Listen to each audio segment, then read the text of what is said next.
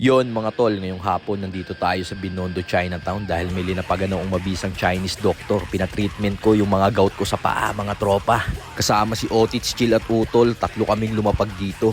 At salamat sa mga kapanalig na nakakilala sa atin dito.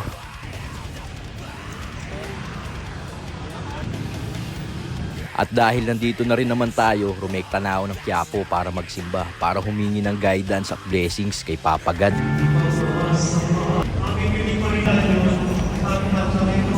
Pati sa loob ng simbahan, may kapanalig tayo, mga tropa. Sa may gout ko, titikim ako ito eh. Aabot sa 1,000 krona. Ayaw mo, isamahin natin. Ito lang pala yung teno. Ano po diskarte nyo yan? Hinuhugasan nyo pa yan? Hindi na po. Dry na po siya kapag papahugin na lang.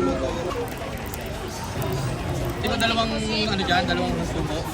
Meron ng 5 pieces na malaki. Mga paro. Pwede ba ganito karamit eh? Sige lang po.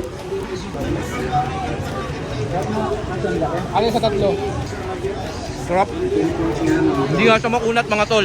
Crunchy. Sarap. Back tropa. Yan. Sarap. Ika po si... Ika. Quality. After namin tumikim ng puset, tikim naman tayo ng magic water nila rito.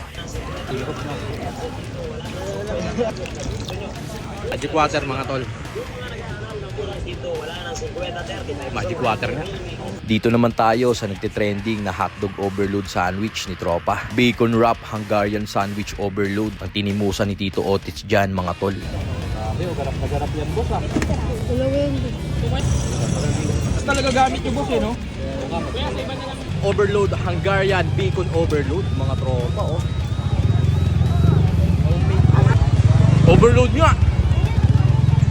Grabe bisa. At panghuli tol, tikim tayo ng Shanghai fried siopaw nila rito.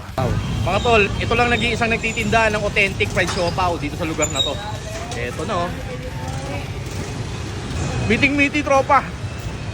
Sarap.